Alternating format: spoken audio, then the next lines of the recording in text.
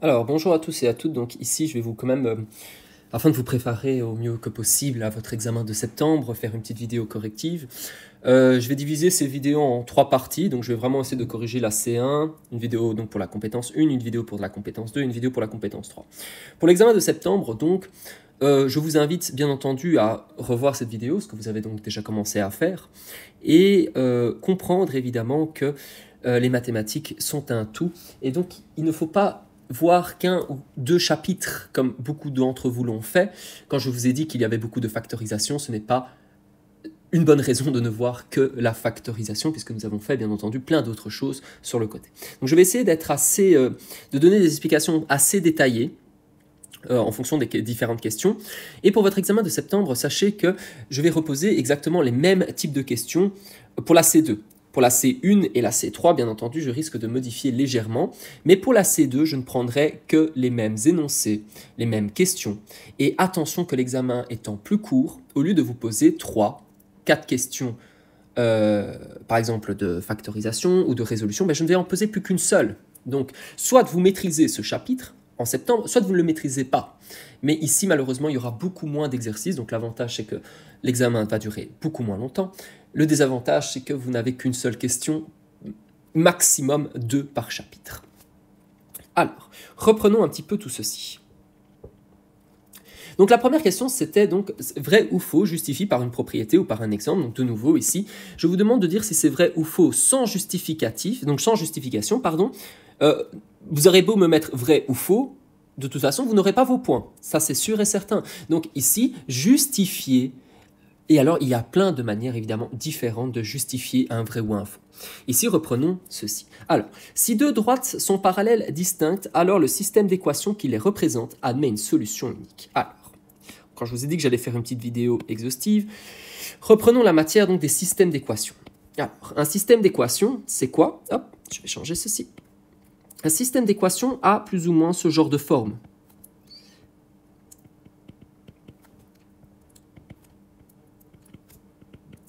Où vous avez donc deux fonctions. Donc vous avez une fonction et vous avez une deuxième fonction. Et ces deux fonctions sont tous du premier degré. Hop.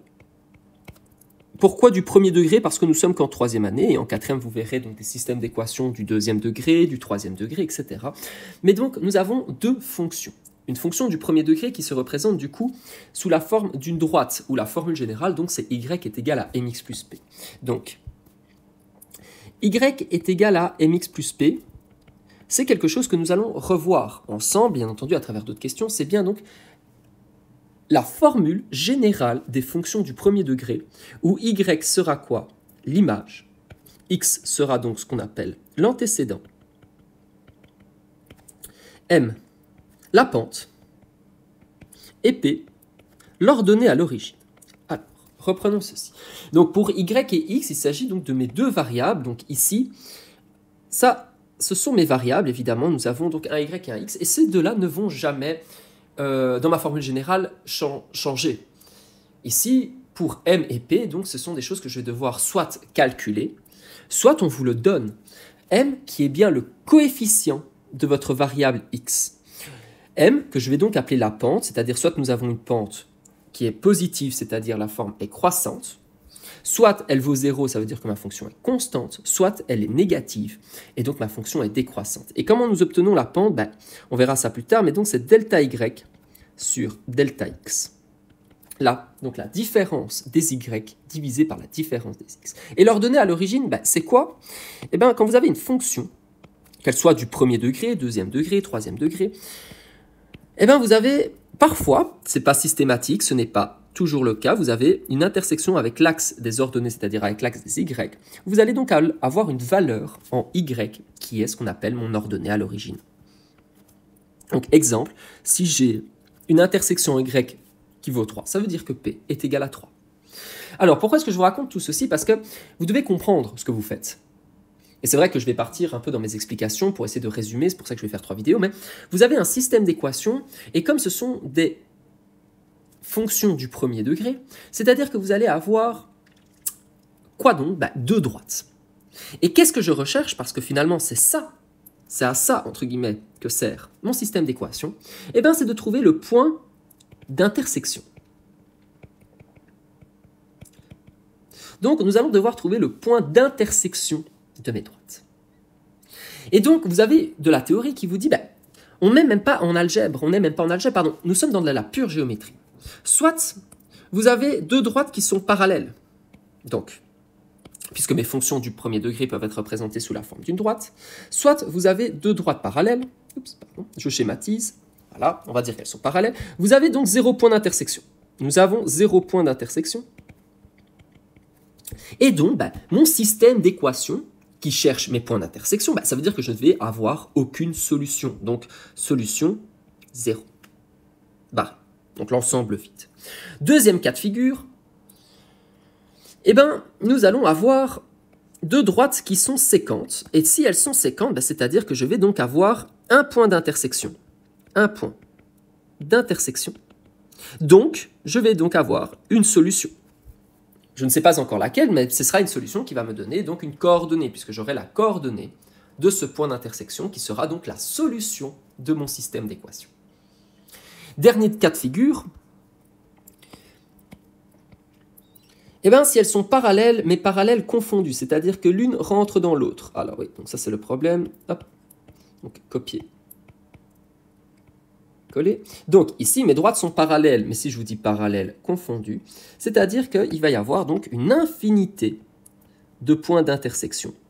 Et donc, nous avons une infinité de points d'intersection, soit une infinité de solutions, puisque chaque coordonnée sera donc une solution plausible. Donc une infinité de points d'intersection, donc une infinité de solutions. Première étape. Donc bien essayer de comprendre tout ceci qui est donc le système d'équations. Comme nous sommes en troisième degré, nous voyons des fonctions du premier degré, c'est-à-dire des droites, et le système d'équations. Qu'est-ce que je veux? Je veux trouver le point d'intersection de mes deux droites. Donc une droite s'écrit sous la forme générale y est égal à mx plus p, où y est l'image, m la pente, x l'antécédent, et p l'ordonnée à l'origine. Comme j'ai deux droites, il y a trois positions différentes de deux droites, soit parallèles, pas de point d'intersection, donc pas de solution. Deux droites séquentes, donc un point d'intersection, donc une solution. Soit parallèles confondues, donc une infinité de solutions. Reprenons, donc si deux droites sont parallèles distinctes, alors le système d'équations qui les représente admet une solution unique. Ben non, puisqu'elles sont parallèles distinctes. C'est-à-dire que nous sommes dans ce cas de figure. Donc il n'y a pas de point d'intersection, donc il n'y a pas de solution. Faux. Faux. Si, donc moi je vais faire des abréviations pour accélérer un petit peu la vidéo, donc si parallèles distinctes, alors pas de point d'intersection, donc pas de solution. Voilà. Ensuite, on vous dit quoi? Est-ce que le point 4, 14 appartient au graphe de la fonction fx qui est égale à 3x plus 4. Donc on vous demande juste de savoir si ce point appartient ou n'appartient pas à ma droite. En sachant qu'une équation, donc une fonction du premier degré s'écrit sous la forme y est égale à mx plus p. Mais j'ai pas besoin de ma formule, puisqu'on vous la donne. f de x, c'est y, m, c'est 3, et p, c'est 4. Donc ça, normalement, ce sont toutes les relations qu'il y a entre ma variable et mon antécédent, et je vous demande juste de vérifier si le point 4, 14 appartient à ma solution, est une solution plausible de cette fonction ou pas. Il n'y a pas grand-chose à faire, puisque ici, qu'est-ce que je dois faire? Juste vérifier. Donc, nous allons remplacer y par la coordonnée y, donc c'est-à-dire 14, et le x par 4. Et nous allons devoir vérifier, tout simplement, si cette coordonnée respecte mon égalité. Donc j'ai 14. Est-ce qu'il est égal à 3 fois 4, 12, plus 4, 16. Donc 14 n'est pas égal à 16. C'est-à-dire que mon égalité n'est pas respectée. Donc, 4.14, la coordonnée 4.14 n'appartient pas à ma fonction f. Terminé. puisque nous avons bien remplacé x et y, et nous voyons que cette égalité n'a pas été respectée. Est-ce que f de x est égal à 8 est une fonction du premier degré? Donc de nouveau, f de x, ou y, est égal à mx plus p. Ici, qu'est-ce que nous avons? Nous avons quoi? Nous avons 8. 8 qui est mon p, puisque c'est le terme indépendant. Et pourquoi est-ce que je n'ai pas de terme en x? Parce que, tout simplement, ma pente vaut 0. C'est-à-dire que j'ai une pente de 0. Mais, donc, ma fonction est une constante. Et comme elle est constante, donc elle est parallèle à l'axe des x, c'est d'ailleurs bien une droite, eh bien, c'est bien une fonction du premier degré, puisque le degré d'une fonction est bien la plus grande puissance de x quand y est isolé. Et là, nous pouvons voir que la plus grande puissance de x est 1. Donc, vrai, 2 points. Vous pouvez justifier de cette manière, vous pouvez par exemple me justifier en me disant que la droite est une constante. La droite est une constante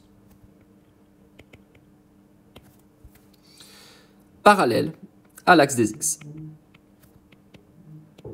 Alors, pour ce petit rappel, avant de continuer, nous avons donc du coup le mot constante qui est apparu, donc je vais vous faire un bref petit rappel. Nous avons 4 types de droite. Hop, voilà. Donc, on y va. Hop, hop, hop, hop.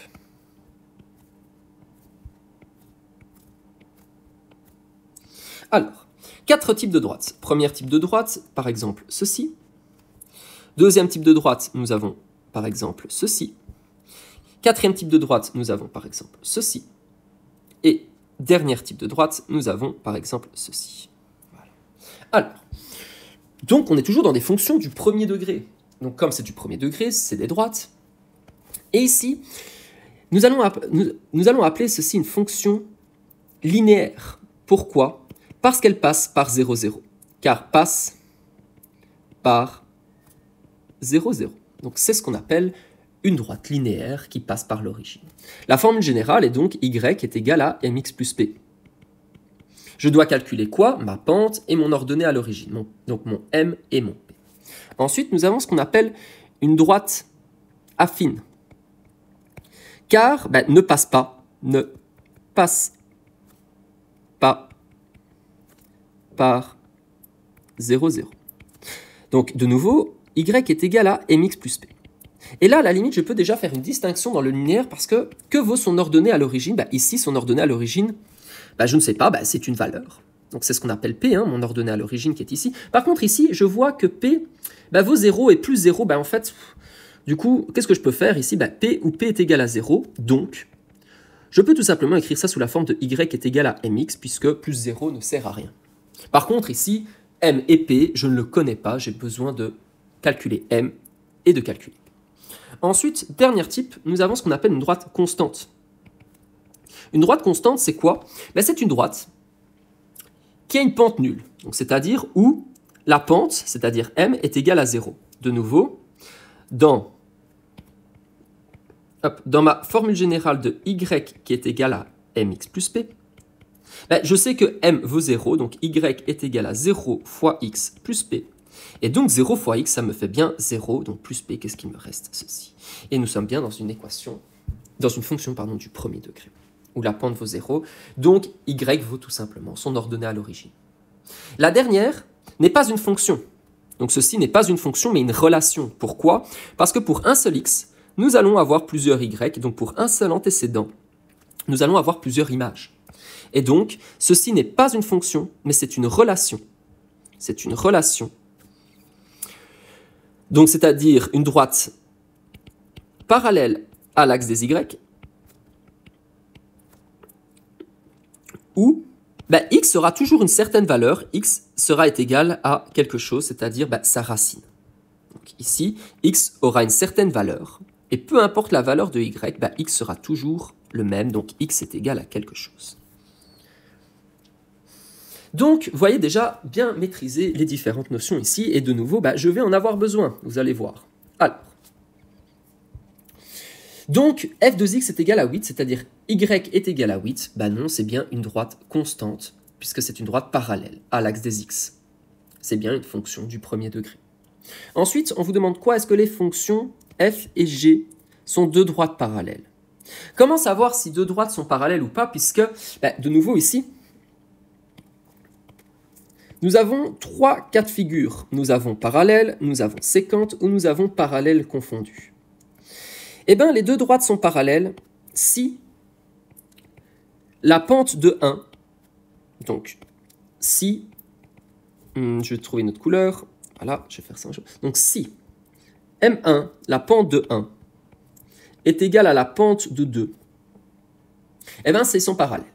Si elles sont séquentes, ça veut dire que la pente de la première fonction n'est pas égale à la pente de la deuxième fonction. Et à comment savoir si deux droites sont parallèles confondues? En fait, si elles sont parallèles confondues, c'est-à-dire que les deux fonctions sont complètement identiques. Donc ça veut dire par exemple que f1 de x, donc si f1 de x est égal à f2 de x, donc si c'est la même fonction, tout simplement. Donc là, il va falloir regarder quoi? Les pentes, puisqu'il s'agit donc des pentes pour distinguer si elles sont parallèles, séquentes ou parallèles confondues. Mais pour parallèles confondues, c'est un peu plus compliqué que ça, puisqu'elles sont parallèles confondues que si elles sont complètement identiques. Et donc là, on va regarder quoi? Les pentes. Donc, les pentes m, dans ma formule générale de y qui est égale à mx plus p, c'est m ma pente. Et donc, c'est bien le coefficient de mon x. Donc ici, j'ai un coefficient de 3, et ici, j'ai aussi un coefficient de 3. Attention, bien prendre le signe qui est devant. Donc, ils ont tous les deux la même pente. Est-ce qu'ils sont parallèles ou parallèles confondus? Je regarde, est-ce qu'ils ont le même P? Est-ce qu'ils ont la même ordonnée à l'origine? Non, puisqu'il y en a un qui a une ordonnée à l'origine en -4 et il y en a une qui a une ordonnée à l'origine en -5. Donc ils ne sont pas parallèles confondus. Ça, ce serait vraiment le petit piège que je pourrais vous mettre pour septembre, d'ailleurs, pour voir si vous avez écouté ou pas ma vidéo. Mais donc ici, c'était même pas la question, puisque je vous demandais si elles étaient tout simplement parallèles. Je ne vous demande pas parallèles confondus, parallèles distincts, je vous demande parallèles. Oui, elles sont parallèles, donc c'est vrai. C'est vrai, car la pente de f, donc c'est-à-dire m indice f, égale à la pente de g, qui est égale à 3. Voilà, c'est bon. Donc ils ont la même pente, donc ils sont parallèles. Alors, si le rapport de similitude K de deux figures semblables vaut 3, alors il y a un agrandissement. Donc, rapport de similitude, c'était quoi encore? Hop, faisons un petit rappel sur les triangles semblables. Lorsque vous avez deux triangles qui sont semblables, c'est-à-dire que lorsque vous avez... Hop, copier, coller. Si vous avez la même forme, et vous savez que quand je réduis ou j'agrandis mes figures, la seule chose qui change, ce sont mes longueurs. Donc les amplitudes restent les mêmes. Ça reste intéressant à analyser. Et donc, on doit multiplier tous les côtés par un même nombre. Exemple, si de 6, je suis passé à 3, si de 4, je suis passé à 2, et si de, 7, on est passé à 3,5, qu'est-ce qu'on a fait? Nous avons, toutes les longueurs ont été divisées par 2. Mais attention, K sera toujours, donc pour passer de ici à ici, on a divisé par 2, mais K, par convention, est une multiplication, donc diviser par 2, c'est faire fois 1,5, puisque là, j'inverse. Comment passer de la multiplication à la division? Et inversement, j'inverse. Pour passer de 2 à 4, je fais fois 2.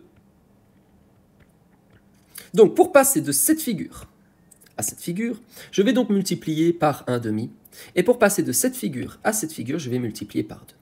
Et en fait, vous avez une théorie, c'est très simple. Quel est le neutre? Si K est égal à 1, ça veut dire que les figures sont donc isométriques. Pourquoi isométriques? Parce que du coup, elles ont les mêmes longueurs. Toutes les longueurs ont été multipliées par 1 étant le neutre de la multiplication. Donc finalement, mes longueurs n'ont pas changé.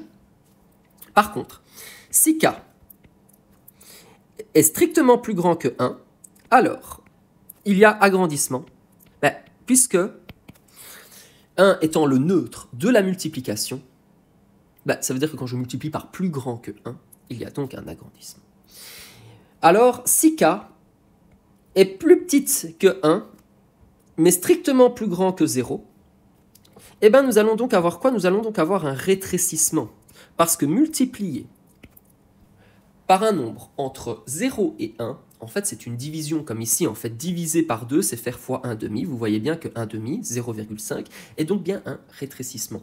Attention qu'il doit être strictement plus grand que 0. Pourquoi? Parce que si k est égal à 0, si k est égal à 0, ça signifie quoi? La figure disparaît. Et donc, techniquement, k ne peut pas être égal à 0. En fait, k peut appartenir à l'ensemble des l'ensemble des réels non nuls, parce que si je multiplie mes longueurs par 0, je n'aurai pas de figure semblable, puisque multiplier mes longueurs par 0 vont faire disparaître ma figure. La seule petite nuance, mais ça je ne vous l'ai pas donné vraiment cette année, enfin je vous l'ai dit en classe, mais je ne vous interrogerai pas dessus, c'est qu'est-ce qui se passe si k est plus petit que 0? Si k est plus petit que 0, en plus d'avoir un agrandissement ou un rétrécissement, je vais donc avoir ce qu'on appelle une symétrie centrale.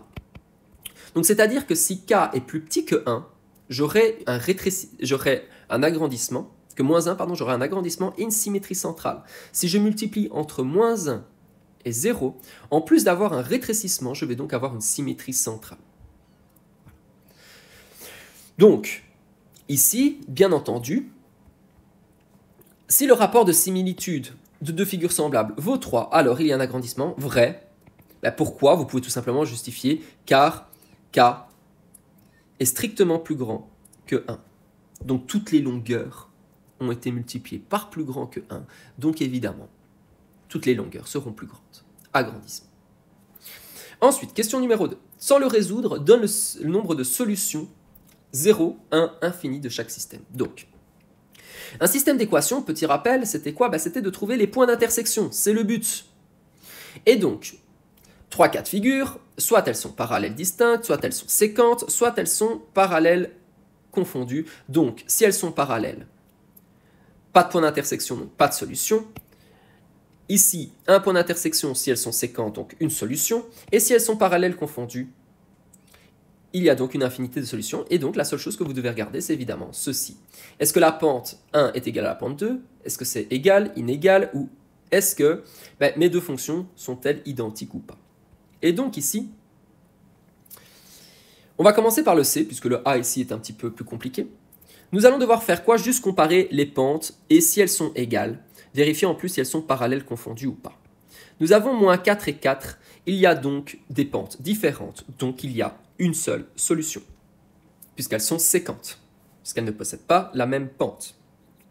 Ici, nous avons moins 3 et plus 2, qui sont mes pentes, puisque ce sont les coefficients de x. De nouveau, ici, mes droites sont séquentes, donc une seule solution.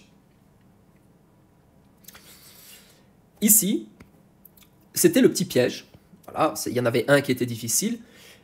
Moins 2 et moins 4 ont des pentes différentes, mais le problème ici, c'est que y n'est pas isolé. Et je dois toujours isoler y. Et donc, je vais tout diviser par 2. Donc, 2y va devenir y. Moins 4x va devenir moins 2x, et plus 16 va devenir plus 8. C'est un petit peu comme on avait fait pour résoudre les systèmes d'équations. J'ai tout divisé par 2. Donc j'ai bien y qui est égal à moins 2x plus 8. Et en fait, regardez ici, je me rends compte que c'est la même équation, enfin c'est la même fonction. Et comme c'est la même fonction, en fait elles sont parallèles confondues, donc j'ai bien une infinité de solutions. Pour chacune des inéquations, représente l'ensemble des solutions sur une graphe graduée et écris-le sous la forme d'un intervalle de valeurs. Donc ici, si je vous dis que x doit donc être strictement plus petit que 3, ça veut dire que nous avons 3 et que x doit être plus petit. Donc, qu'est-ce que je vais faire? Hop, ça doit être plus petit que 3. Mais ça ne peut pas être égal à 3. Donc ça, c'est pas bon. Et tout le reste, c'est pas bon non plus. Alors, on peut le rajouter, on démarre où? À moins l'infini, puisque le sens est ici, donc je démarre de moins l'infini jusqu'à plus l'infini. Et donc, finalement, je démarre où? Je démarre à moins l'infini jusqu'à 3, non compris. Et donc, j'ai bien écrit cette inéquation sous la forme d'un intervalle de valeurs. Voilà, je démarre à moins l'infini jusqu'à 3, non compris. Ensuite, x doit être plus grand, donc il doit être plus grand ou égal à moins 2. Donc de nouveau, ici, qu'est-ce que je vais avoir? Je vais avoir moins 2. Il doit être plus grand que moins 2, donc je commence où? Je commence à moins l'infini, termine à plus l'infini. Il doit être plus grand ou égal à moins 2, ça veut dire qu'il peut être égal à moins 2. Et donc, plus grand que moins 2. Et donc, évidemment, tout ce qui est ici est faux. Je démarre où? Dans l'ordre croissant, toujours. Je démarre de moins 2 jusqu'à plus l'infini, qu'on ne prend jamais, puisque ça, par convention, plus l'infini et moins l'infini n'est pas un nombre, mais un concept mathématique, je ne prends jamais l'infini. Donc, vous voyez ici, déjà, la différence, c'est que là, comme il y avait marqué strictement plus petit, et là, plus grand ou égal, et bien, du coup, je n'ai pas pris ma borne dans le strictement. Par contre, je prends ma borne dans le plus grand ou égal. Et ensuite, nous avons x doit être plus grand que moins 3, mais plus petit ou égal à 5. Donc, je démarre où? À moins l'infini. Je termine à moins l'infini, à plus l'infini. Et donc, il doit être strictement plus grand que 3, moins 3. Donc, il ne peut pas être égal à moins 3. Et puis, il doit être également, donc il doit être plus grand que moins 3, mais il doit être plus petit que 5. Plus petit ou égal. Donc là, je prends. Ici, hop. Du coup, je démarre où? Je démarre à moins 3, non compris, jusqu'à 5, compris. Donc ici, c'était vraiment de la théorie basée sur vos domaines, vos ensembles images. Donc juste comprendre, en fait, comment écrire ceci, puisque c'est ce que je vous demandais de faire lorsque nous étudions les fonctions, donc l'approche d'une fonction, d'écrire vos domaines et vos ensembles images sous cette forme. Et c'est exactement le même processus, juste voir si vous comprenez ou ne comprenez pas ce que vous faites. Ensuite, pour chaque type de graphe, détermine s'il s'agit d'une fonction ou d'une relation. Donc ça, c'est de la pure théorie. Dans le premier, nous sommes dans une relation. Et dans le deuxième, nous sommes dans une fonction. Pourquoi? Une relation, comme je vous l'ai dit tout à l'heure, pour un seul x, pour un seul antécédent, j'ai plusieurs images. Donc ici, pour un seul x, j'ai 2 y. Donc on est bien dans ce que j'appelle une relation. Par contre, ici, pour un seul x, j'ai maximum un seul y. Et donc ici, je suis bien dans ce que j'appelle une fonction.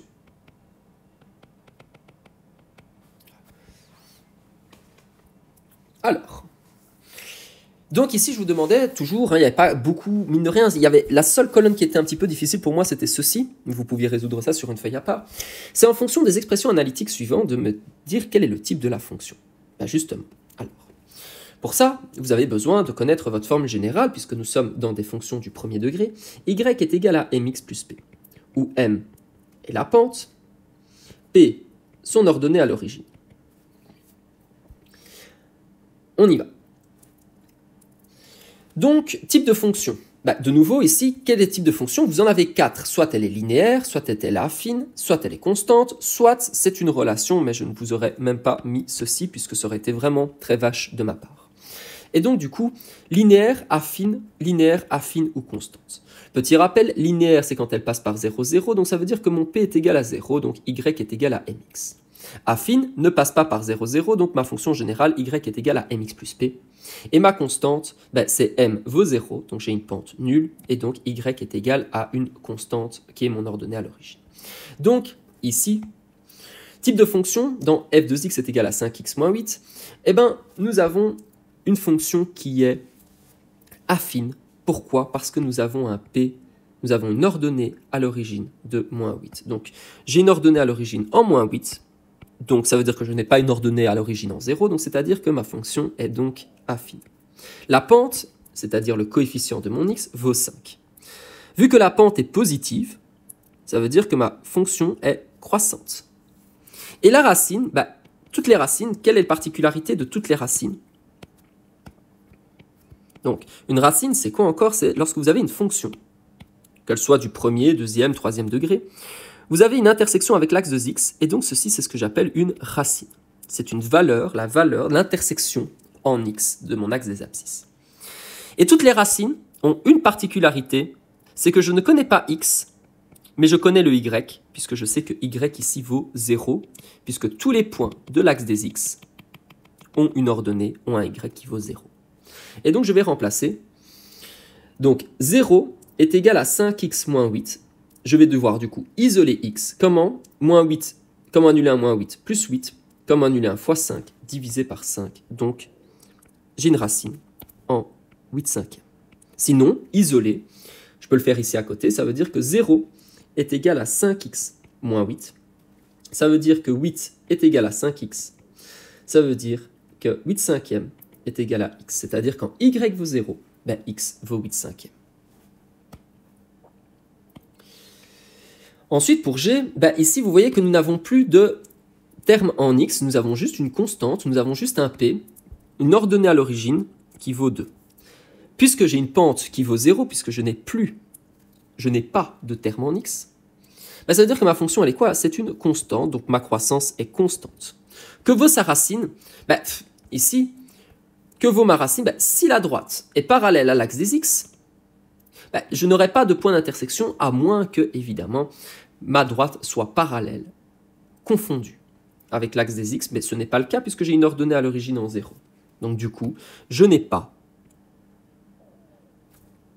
Donc, soit vous me mettez une croix, il n'y en a pas, soit vous pouvez me dire qu'il n'y en a pas, donc l'ensemble vide, je n'ai pas. C'est pas qu'elle n'existe pas, c'est que j'en ai pas. Ensuite, type de fonction. Pour elle, alors, de nouveau, j'ai, attention que le tiers qui est ici appartient au 2x et appartient au 12 tiers. Donc, écrire 12x plus 12 divisé par 3, c'est pareil que d'écrire 2x tiers plus 12 tiers. Et donc, du coup, que vaut 12 tiers? Ça vaut 4, donc j'ai bien une ordonnée à l'origine en 4. Comme j'ai une ordonnée à l'origine, et qu'en plus, j'ai un coefficient en x, ben, ma fonction, elle est quoi? Elle est affine. Que vaut ma pente? Ben, de nouveau, 2 divisé par 3, donc j'ai bien une pente de 2 tiers. Et comme ma pente est positive, ma fonction est croissante. Que vaut la racine? Alors, de nouveau, je peux remplacer y par 0, donc 2x plus 12, qui est égal à 3. Lorsque je suis dans une équation, je peux me débarrasser du divisé par 3 qui va devenir 1 fois 3, et 0 fois 3, ça me fait bien 0, donc en fait, je peux tout simplement supprimer. Donc, mon 12 va devenir moins 12, et donc, moins 12 divisé par 2 est égal à x, soit je vais donc avoir une racine en moins 6, puisque de nouveau, je répète, toutes les racines ont un y qui vaut 0, c'est pour ça que j'ai remplacé h de x qui est y par 0.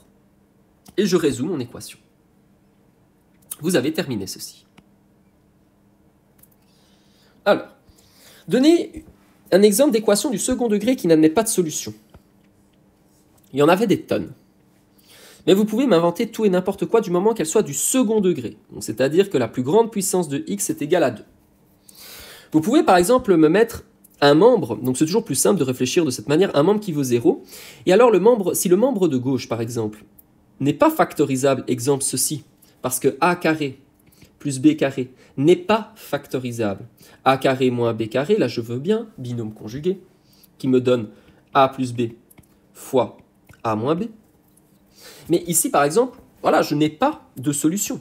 Un autre exemple que vous pourriez me donner, où que x carré doit être égal à moins 1. Bah oui, puisque si x carré doit être égal à moins 1, par exemple, ça veut dire que x doit être égal à plus ou moins la racine carrée de moins 1. La racine carrée de moins 1 n'existe pas. Donc, ce n'est pas factorisable, soit vous me donniez quelque chose qui n'était pas factorisable égal à 0, ou alors une racine carrée négative. Ensuite, je vous dis une équation du second degré qui admet uniquement 4 comme solution. Donc, par exemple, si ça admet 4 comme solution, égale à 0, eh ben, on peut par exemple me dire x moins 4 au carré. Et donc ici, vous voyez bien que chaque facteur doit être égal à 0, donc ça veut dire que x moins 4 doit être égal à 0, ça veut dire que x doit être égal à 4. Le mieux aurait été évidemment de développer ou de m'écrire sous la forme de x carré moins 8x plus 16 est égal à 0. Donc ceci n'est que le développement de ça, donc ça, il n'y a pas de problème. Et donc vous voyez bien que je suis bien dans une équation du deuxième degré où je n'ai qu'une seule solution, 4. Ensuite, je vous demande une fraction algébrique dont les conditions d'existence sont x ne peut pas être égal à 0.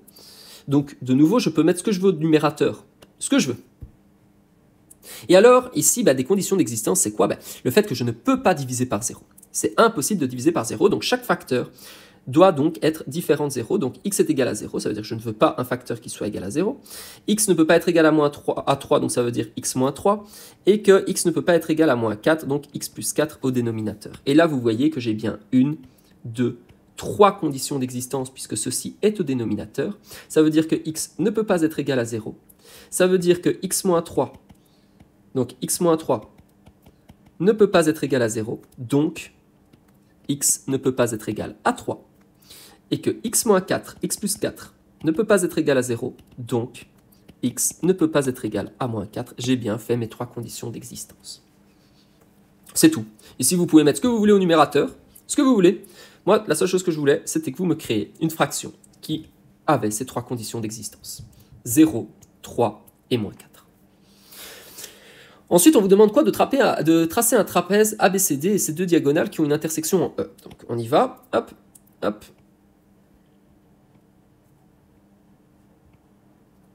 Donc, ensuite,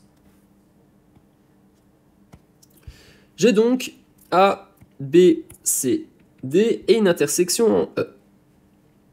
Et je dois trouver là-dedans 2 triangles qui sont semblables. Alors, j'ai 3 manières différentes de justifier si des triangles sont semblables ou pas. J'ai le CCC, j'ai le CAC, ou j'ai le AA. Alors, là, vous devez me justifier que j'ai 3 côtés homologues. Ici, 2 côtés homologues compris dans un angle de même amplitude, ou 2 angles de même amplitude ici. Et là, moi, j'ai aucune information, à part les angles. Donc, il y en a, je vois, qui sont partis à l'examen avec des côtés-côtés ou des côtés angle-côté, mais moi, je n'ai aucune information des côtés. Donc, il va peut-être falloir justifier avec AA. Alors, on va regarder quels angles sont déjà de même amplitude. Donc ici, par exemple, moi, j'ai ceci et ceci qui ont la même amplitude puisqu'ils sont opposés par le sommet. Donc ça, normalement, c'est déjà 2 angles de même amplitude. Et là, cet angle et cet angle, par exemple, sont ce qu'on appelle des angles alternes internes, compris entre 2 côtés parallèles, puisque ce côté est parallèle à ce côté. Ça veut dire que cette amplitude et cette amplitude sont identiques, puisque ce sont des angles alternes internes.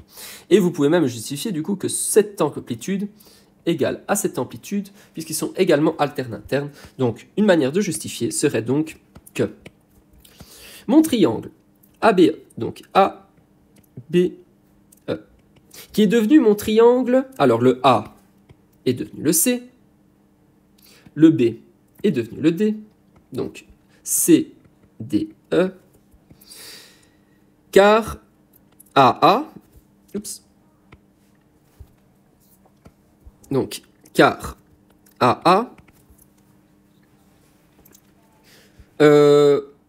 donc ici, l'amplitude de l'angle AEB, donc l'amplitude AEB, égale à l'amplitude DEC. Et que, par exemple, EDC, l'amplitude EDC, est égale à l'amplitude EBA. Alors, le premier, pourquoi? Parce qu'ils sont opposés par le sommet. Ils sont opposés par le sommet. Et ici, parce qu'ils sont alternes, internes, où la droite AB est parallèle à la droite DC, puisque c'est un trapèze. Oui, mais monsieur, cette année, nous n'avons pas revu les opposés par le sommet, nous n'avons pas vu les angles alternes internes, et donc c'est un peu vache de votre part de me poser la question. Oui, mais il y avait d'autres manières de me justifier ça. Vous pouvez également me justifier que le triangle ABE est semblable au triangle donc CDE,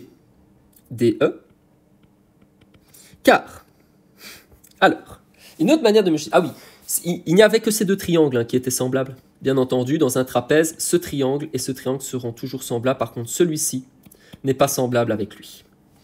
Donc, vous pouvez également me justifier car le segment AB est parallèle au segment DC. Ça, c'est par construction. Vous pouvez également me dire que le segment ED est parallèle au segment EB et que le segment AE est parallèle au segment EC. En fait, les deux triangles ont leurs trois côtés respectivement parallèles. Ben oui, puisque ce côté et ce côté sont parallèles. Ce côté et ce côté sont parallèles confondus. Et ce côté et ce côté sont parallèles confondus. Donc ils ont trois côtés qui sont respectivement parallèles. Et donc du coup, il y a conservation des angles par parallélisme. Voilà. Et ça, c'est des exercices que nous avons fait en classe. Conserver, si les deux triangles ont leur côté parallèle, alors ils sont semblables, puisque ça veut dire qu'ils ont des angles de même amplitude. Donc ici, vous voyez que vous avez quand même déjà pas mal niveau théorie. Ici, je vais arrêter la vidéo puisqu'on va passer par la C2. Et donc, il va bien falloir essayer de revoir individuellement vos chapitres, je vous le dis. Pour la C1, il y a de fortes chances que mes questions changent. Ce que je vais essayer de ne pas trop modifier, ce sera surtout la compétence 2. Mais pour ce qui concerne la compétence 1 et la compétence 3, vous aurez des questions différentes. Maintenant, il se pourrait que je reprenne ce style de question, que je change les données. Par exemple, ici, pour la question 5, je pourrais reprendre ceci sans aucun problème et changer les données de départ et que vous deviez donc me répondre avec ceci. Mais pour le genre de type vrai ou faux, pour les vrais ou faux, ça, il y a de fortes chances, par exemple, que je change les vrais ou faux. Ici, ça pourrait être des questions que je vous redemande, avec peut-être me justifier cette fois-ci. Parce que si vous aviez vos points sans justification, donc vous aviez une chance sur 3, ici, je pourrais reposer ce genre de questions, mais évidemment en changeant mes données. Donc ici, pour l'instant, moi, de toute façon, je n'ai pas encore refait mon examen de septembre. Nous sommes que le 3 juillet. Et donc, il va falloir non seulement que vous assimilez la matière, la théorie de vos chapitres, mais surtout que vous compreniez ce que vous faites. Parce qu'il n'y a rien à faire. En règle générale, ceux qui rataient cette compétence ont raté mon examen. Pourquoi? Parce que vous ne comprenez pas ce que vous faites. Vous n'étudiez pas. Et comme vous n'étudiez pas ce que vous faites, vous ne savez pas ce qu'il faut faire. Et donc, vous faites des exercices encore et encore et encore et encore, mais en réalité, ça ne sert à rien. À partir du moment donné où vous ne comprenez pas ce que vous faites, c'est-à-dire à partir du moment donné où vous ratez votre compétence 1, il y a de fortes chances que vous ratiez votre compétence 2 et on ne parle même pas de la compétence 3. Mais in facto, donc effet cause-conséquence, rater ceci est quasiment une conséquence de rater votre compétence 2. Donc je vous conseille bien de revoir vos chapitres et avant de faire un exercice, lisez votre théorie, comprenez-la, tout est dedans. Pour chaque chapitre, vous avez des pages théoriques. Lisez-les, comprenez-les, annotez-les, faites des synthèses. Mais bon, voilà, il va falloir commencer tout doucement à ouvrir votre cahier et à étudier. Il n'y a pas que la compétence 2 en mathématiques et déjà comprendre les différentes notions abordées en classe.